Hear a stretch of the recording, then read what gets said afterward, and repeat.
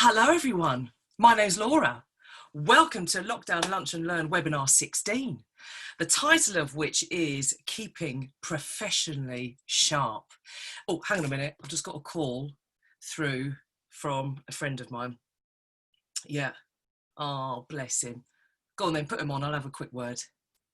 What's that? You worried about going back? Your shoes don't fit anymore? What, you've forgotten how to write? You can't, yeah, I know, children can be so cruel. But listen, you're the head teacher, so if you can't go back, what hope for all of us? So, welcome everyone to webinar 16. Let me share my screen. As always, the purpose of these lunch and learns is to have half an hour of your time just having a think about how can I make the best of my situation, what can I do to help and inspire others, and the title of this is Keeping Professionally Sharp. For many of us now in this stage of transformation, we're in a transition phase where many of us or those around us might be worrying about, am I ever going to be as good as I was before? What's it going to be like? And a lot of time invested in potentially thinking about how we're going to fall over or fail. But oh my darling, what if you fly? What if actually this could be the best comeback you've ever seen in your career, in your industry, in your profession? So this is a session designed to help keep ourselves focused, flexible and empowered for the future that is ahead of us. And as we begin to prepare for this next phase in the transformation, it's going to bring some challenges and opportunities, and feeling professionally confident and capable during transition is so key to emerging well. From the basic professional tasks such as writing emails to the more complex stuff such as chairing virtual meetings, even setting up virtual meetings, things can take more time and effort if you've been out of the game for a while, and this can really knock our confidence. So if we were to borrow the masses of research from the world of physical fitness, could it be actually that regaining lost fitness actually takes much less than getting fit in the first place? So if you've already worked, whatever role that might be, whether it's domestic, professional, industrial, operational, leadership, whatever the work has been, then actually could it be that you'll come back even stronger than before? Because when it comes to strength, compared to cardiovascular fitness, let's say that's kind of confidence, but actually our skills, our strength, we're able to keep it for much longer. Reason being is our muscles remember the prior adaptations that they've made to get fit in the first place, and it's quicker to recall it than it is to get it in when we're first beginning out.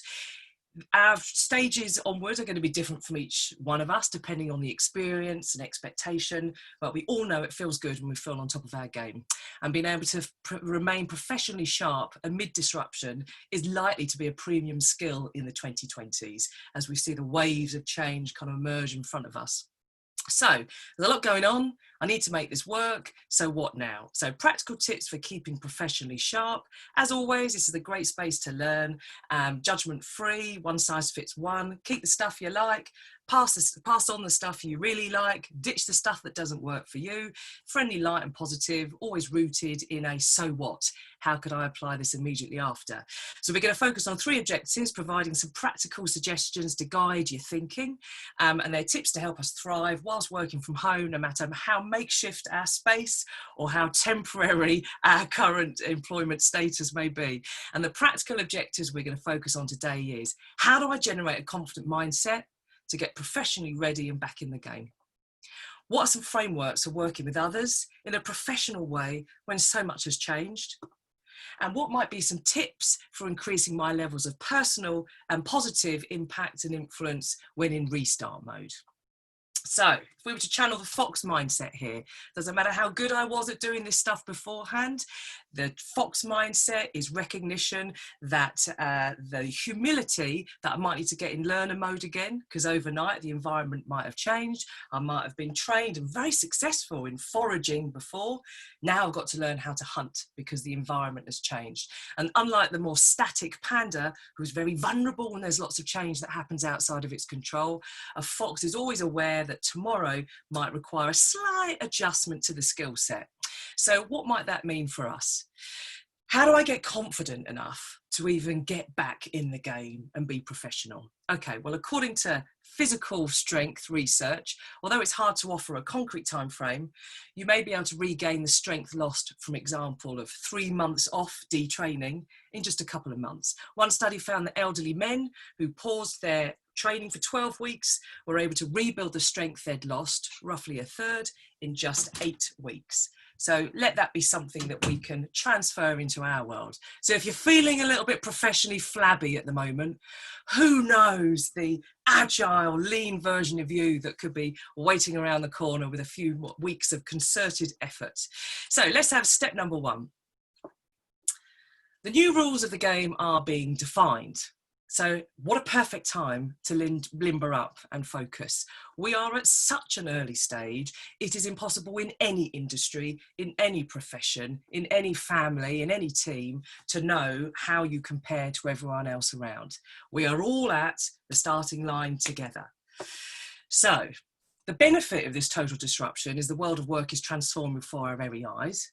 If Google is unable to tell me how to guarantee professional success this year, then who am I to write myself off and decide that I am not equipped to get back in the game? It hasn't even started yet. Who knows what the ideal CV of 2020 will be like? What it's likely to, though, require is the character and the attitude that sits in us regardless of our professional status or background. This really inspired me finding this online. 10 things that require 0 talent: being on time, a work ethic, effort, body language, energy, attitude, passion, being coachable, no matter how old you are, doing extra, no matter how young you are, being prepared.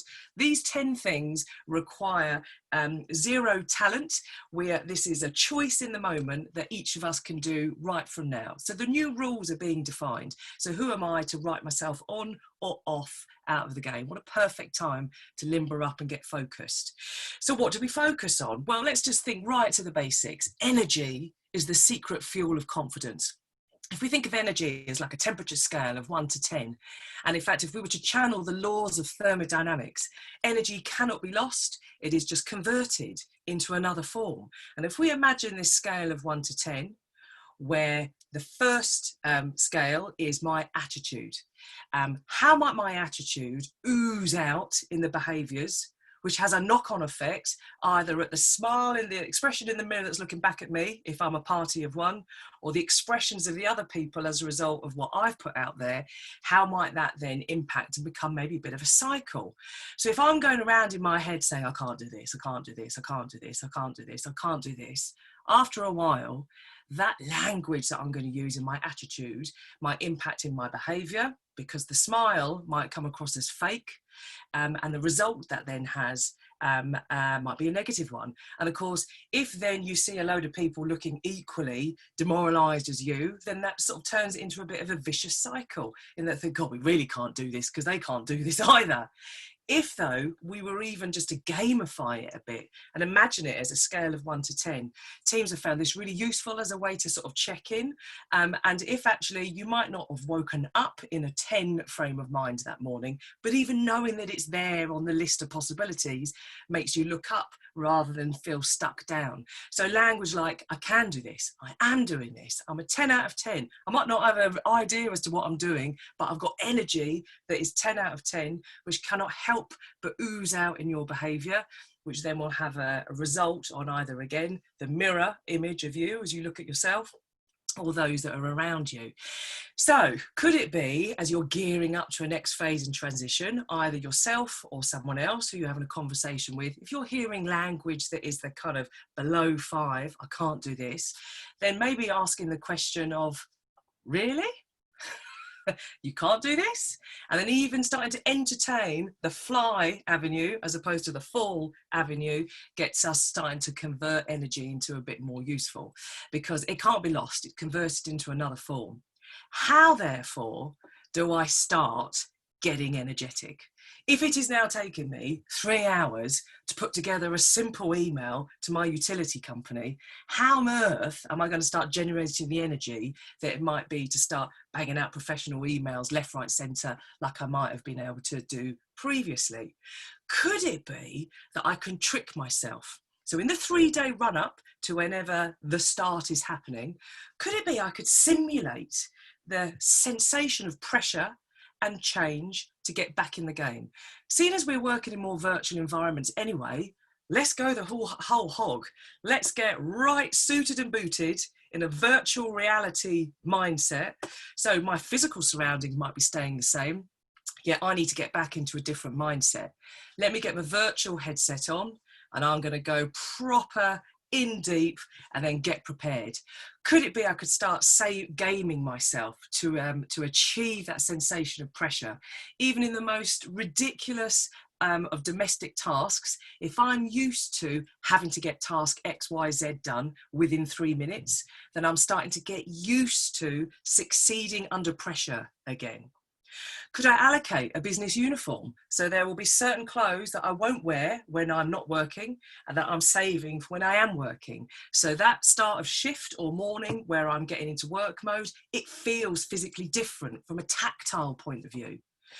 Maybe I use different toiletries on work days as opposed to non-work days. So I'm changing my sensory environment for it to feel different, because my physical surrounding, my visuals might be the same, or we've got many other senses that we can play with to create a virtual environment that switches us and gets us to level up.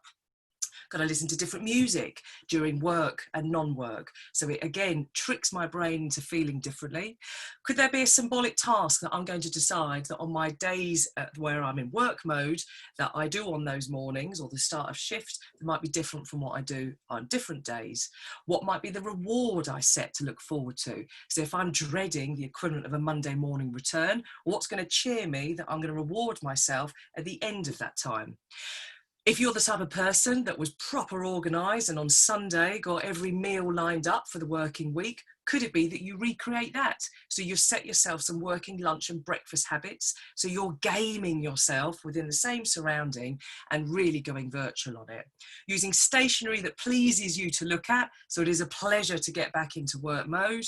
And way back in webinar 1, talked about this concept of 21 packets of time. And the benefit of that is it allows you to enjoy the end of work. So it doesn't all feel like life is consumed by work. So how do I get confident enough to get back in the game and be professional? Well, the new rules of the game are being defined. What a perfect time to limber up and get focused. You are no further forward or behind anyone else in your industry, because this is new for us all. Energy is a secret fuel of confidence. Even viewing it as a scale of 1 to 10 allows you to see that there is somewhere higher than 1 or 2 where you might be at the moment. And could it be that you trick yourself into simulating pressure to get back in the game? Could it be the 3 days before you know you want to shift into work mode again, that you start gamifying your environment so it starts to feel a bit different and you're going to step into a different environment? We're living more virtually anyway, so why don't we take the learnings from the gaming world and really go fully haptic on this? The sights, the sensations, the smell, the tactile, the movement, all to trick our brain into switching its internal environment, even if the physical environment stays the same. Next objective, how do I be professional with others when everything has changed? Well, research shows that the actions of those around us can't help but rub off on us. This interested me. 95% of those people who started a weight loss program alongside a circle of like a network completed it, compared to much less who tackled it alone. And of that friendship group as well, they were able to maintain their weight for much longer on. So we know that feeling part of a team and being part of a team influences individual behaviour. So who am I going to surround myself to be my professional squad who's going to keep me on my toes? For us solo workers, who am I going to surround myself to ensure that the network of people I spend time with keeps me on top of my game? Who could I select from different working networks who maybe I keep in contact with? Maybe I've let them slip a little bit while we've been through this period of transformation, who are going to help keep me on my toes. Because never underestimate the impact that regular contact with people has on our individual performance levels. And as any sports psychologist will write about, there are risks of being in a team as well as benefits of being in a team. A risk of being in a team is if there are lots of people surrounding me, potentially I'd be tempted to loaf around, to doss around a bit, where I pull less weight than maybe those around me. This is over 100 years old, this theory. Ringelmann, thank you, Sharon. Ringelmann observed that men pulling on a weight, on a rope, individually pulled more than they worked together as a collective. So the way I describe this in my head is 2 individual weightlifters, each able to carry 100. You would expect when they work as a pair that together they'd be able to carry 200. In fact, without coaching and purposeful practice, they will collectively carry 180. Why is that? Because there is a temptation to loaf around a little bit when I feel like there is diluted responsibility. So a team would be coached to overachieve their individual target to ensure that together we achieve our total best. The benefits of being a team is the Kohler effect, one of many things, which is actually no one wants to be the weakest link when you're in a team setting. So using a physical environment, alone I might do 100 jumping jacks, pair me up with someone and we will do 160 each, but put me in a group where there's a possibility that I could be lowest on the league table and I will push myself more. I will do 200, which is double what I might have done on my own. So we tend to up our performance levels, we up our game when we are working out with people who are fitter than us.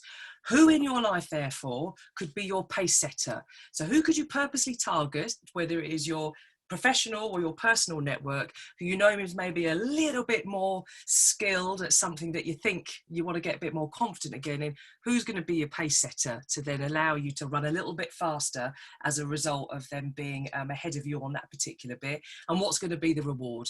So this doesn't feel like a relentless marathon. Even a marathon has a finish line. So what could be the reward? So this then gives that energy burst, because it all starts with energy. So who are you going to surround yourself with? Second thing, maybe when I think about working with others professionally, is this is just such a handy little reminder, this Tuchman model. And what it reminds us is that a team is not static and it's forever evolving, because it's full of living things, us. And actually it's an evolving journey. And whether it's a team of 2, whether it's a team of many, there will be a stage where we come together and we form. So that's where, if you imagine this is like a flight, you need a pilot saying, hello, this is where we're going. So at least you know, and you can double check that this is the team I thought I was going to be in. We then have maybe a bit of a storm as we're sort of taking off, and that's where we have to have seatbelts on, and it's a little bit kind of little bit jittery as we're kind of going up, because we know that's the risk part of a flight. So storming, likewise, we need to feel that there is some clear leadership going on so that we feel bought into what might be going on. You might not have full-on arguments at storming stage, but it's certainly where, for example, in a couple environment, you really are working out who puts the bins out and who does the washing up. Then, as the flight starts to normalise a little bit, we get into our norms, which is patterns and roles and responsibilities. And typically what will happen between section 2 and section 3 is there'll be some kind of housekeeping that takes place, which is, right then, we're going to check in at the start and the end of every week or whatever that might be. And then the team can get into performing mode, which doesn't mean that naturally everything just goes brilliantly. It means when things don't go brilliantly, we still look after the team coming through together. We're not maybe in forming mode, which is where we're more worried about individual safety. We're now totally bought in to all the team getting through that gate together. We are all on this flight together. So, remembering that it is a living being, a team might be going through a stage of mourning. There might be some characters who maybe won't make it through on the flight as you then kind of touch down for whatever reason. So what might be needed to reform? So there is an energy that is attached to something starting. And what might that may be? So whether you are leading a team or part of a team, it's remembering that in terms of how we work together, it is an evolving thing. And what can really help a team to kind of get back in mode again is actually having some kind of symbolic meeting, conversation, survey that means that there is a start point again to get that energy going. And the third thing maybe is having to think about, well, what is the purpose of having a team anyway? So what is the purpose of team? If every time I have a team meeting, I feel worse about my job than when I'm having that team meeting, then it might be better not to have the team. So how do you make it a good team? Well, being professional is all about making human connections, even if you don't feel like it in that moment. That's why we get paid for it. That's the difference between a professional and an amateur sports person. A professional trains on the days that they least feel like it, because that's the job. So when we are back into professional mode, we have to communicate in a way that we are being mindful about, that we know is kind of what is expected of us, because we're getting paid for it, even if you don't feel like it. So this requires discipline. So this is something I talked about on a previous workshop, a previous webinar, but the 4C moments I've called it, which is the bits that are beyond automation. So why do you have a team? It's so that we can care for each other. So what is my role in making this a team that genuinely cares for each other and does the right thing? So we can work together to achieve more than we would individually. So what is my role in working together to explore every opportunity, even if you and I don't normally work together? Let's have a little bit of offline time, and then we can talk about how we're going to work together well, rather than stumbling through and potentially only waiting for conflict to then work out what we want to do better. How are we going to be curious? So what is my role in listening to understand, not just waiting for my turn to talk, so we can actually rethink, rework, relook? And then what's my role in enabling this team to be creative and have the courage to try something new or innovative? All bets are off. This is a starting point for us all. So how do I be professional with others when everything has changed? Well, the actions of others around us can't help but rub off on our own individual performance. The world of sport really reminds us about the power of the team to keep our individual game up. So who am I going to surround myself that I would call my professional squad? It might be the natural team that you currently are in. It might be picking off a few other people in your network who are going to enable to keep you feeling top of your game. Remembering that a team is basically a set of relationships, alive, living, requires some tending. So there'll be a journey that maybe a team needs to go through. And that's perfectly appropriate because it's a living thing. And being professional is about making good human connections, even when you don't feel like it. That's the difference between an amateur and a professional. So, objective 3, how do I increase my positive impact and influence as I restart? This is an awesome book. Don't know if you've heard about it at all, but Matthew Syed is so interesting. And he was a world-class table tennis champion, but his table tennis teacher described him as mediocre. So he got really interested in this idea of, is talent born or created? And he coined this phrase purposeful practice, which means that any one of us with enough quantity, quality and feedback, purposeful practice is the bedrock of ability. Your most basic abilities can be developed by extraordinary levels through dedication and hard work. Do not let the myth of talent hold you and the people around you back. So this idea of being a talented, inspirational leader, well, they weren't there in the hospital on day one being born being an inspirational leader. Ask their parents in their early days. That has happened through lots and lots of practice. So who knows the version of you that's going to emerge as we come out of this chrysalis together. It's a really awesome book, really inspiring, and there's no right or wrong time to start doing some purposeful practice. So what might be worthwhile having a bit of a practice? Okay, well, the intangible professional skills are within each one of us, regardless of background, and it starts with self-awareness. Because without even uttering a single word, every single one of us can change the overall mood of a whole crowd of people. So honing my 3 human edge skills to be the best that I can be today might be worthwhile a bit of purposeful practice. So what have we got? Emotional intelligence, personal resilience, mental presence. What do we mean by emotional intelligence? A set of emotional and social skills that establish how well I'm able to develop and maintain relationships, even when I'm not in the mood. That's the intelligent bit.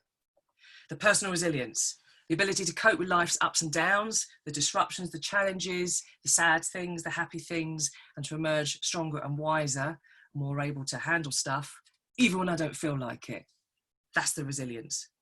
Mental presence, so having a brain that is able to engage and be fully present, able to visualize stuff, but not get too swept away, and not being able to ground it into what we can do, to be able to judge something without becoming so fearful of being judged that I'm actually able to make some decisions, even when my head is full. That's the present bit. So the skills that enable us to be the best that we can be, I can't think of a single industry or profession that won't value these things in 2030. So what can we be doing now to then raise our level of self-awareness, and even our facial expression can change the overall mood, especially with a video call, in an instant. So never underestimate your ability to impact and influence people. Could it be that a real simple hack that I could do right now is to create a 5-minute cognitive corridor, I called it, before any call or meeting, so you can show up well. For we are not robots. Things cannot always go well or to plan.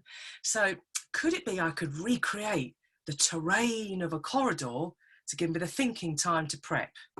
Because previously, offices were designed where we went from meeting room to meeting room. So therefore we had chance to process very quickly what had just happened in one room, and then have a think about, oh, right, what's the next room I'm going into? So just have a look at the layout there that the architects have given us. In a typical workspace, there'd be lots of different rooms that we go into. And those rooms would have created a trigger in my mind based on the environmental change to maybe switch mindset. I might have had a real intimate one-to-one with someone disclosing lots of personal information, and then I'm about to walk into a room where I need to present to 30 people. The physical changing of the environment would have helped my brain adjust from one world to the other. But what happens if the only adjustment I can do is swivel the chair from left to right? Because there's no corridor to enable me to decompress and then prepare for what's ahead. And the downside of that is of course, where I might only have literally 30 seconds between logging on from one thing and going on to the other, if I'm using the next appointment to process the last one, then that might have an impact that is not how I want to sort of show up in that moment. Even how I say hello is going to tell you how I'm going to be handling myself in this meeting. For us humans, think super fast. Within 3 seconds, which is normally the greeting, that's where we gain attention. And that's where either our hackles rise, oh God, here we go, or with 30 seconds to maintain interest, with typically is the sort of the check-in. So how are you? Oh yeah, well, you know, and I'm either going to switch off to think, how do I preserve my own mental health? Or am I going to switch on to be able to fully engage and listen?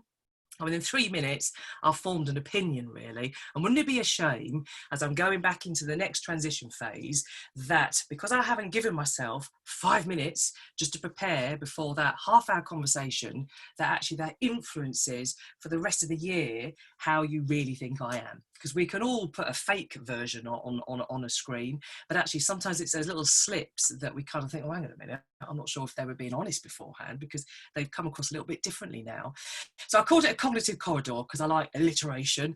And could it be a little sort of internal walk that we give ourselves, where you have an alarm that goes off 5 minutes before the start of anything big where you want to show up, and that 5 minutes is for you to have a think and think, right, how do I want to show up? What is the mindset I need for this? Because the downside of virtual working is you've got to virtualize the change because your physical surround might be the same. And this third thing to have a think about with this is using the gift of momentum. So the physics of momentum to get started, so that the tasks are bigger than your own mood.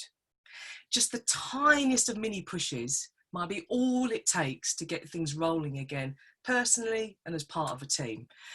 If you haven't seen this video, I love it. Whenever I've showed it on sessions, people really enjoy it because he does it in a real non-cheesy way. And it just looks at the physics of chain reaction and momentum with these dominoes here. So each domino is 1.5 times the size of the previous one before.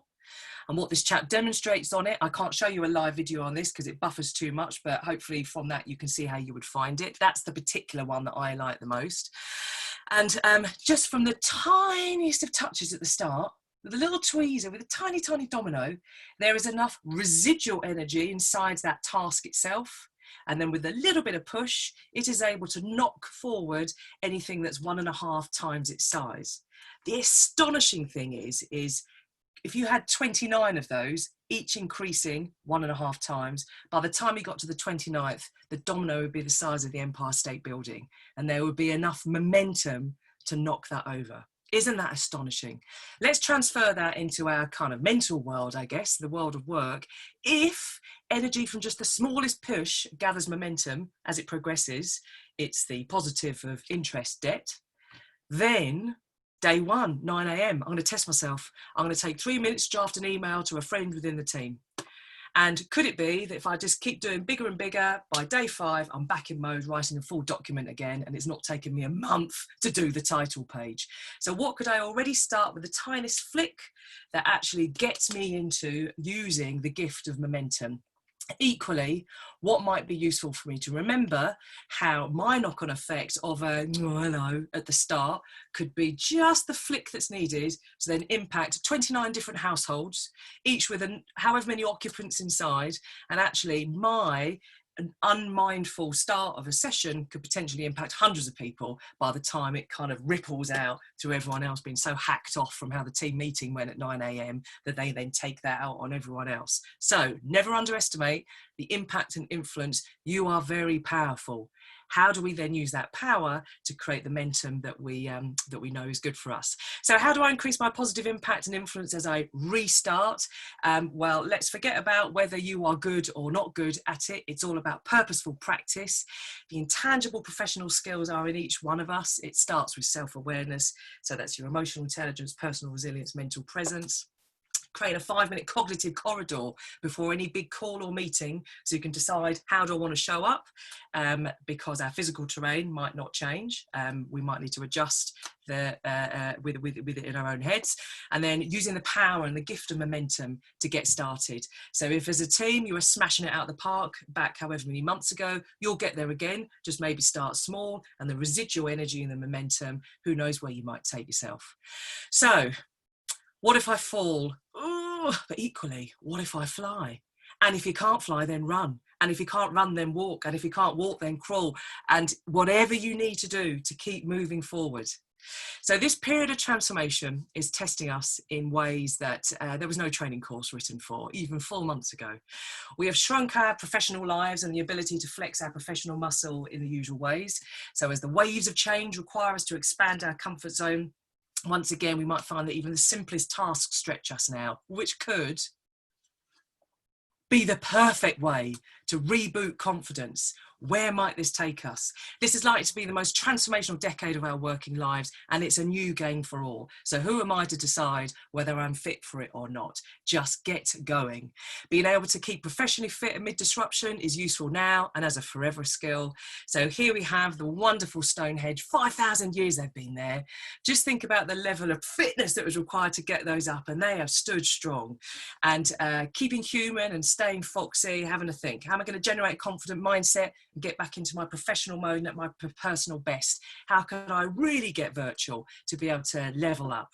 What's my role in working with others with the professional standards that I can look back on this year with pride? And how can I start the ball rolling and use the natural gift of energy and momentum to impact and influence this unexpressed potential that is ahead of all of us? So keep human, stay foxy. See you at the next one.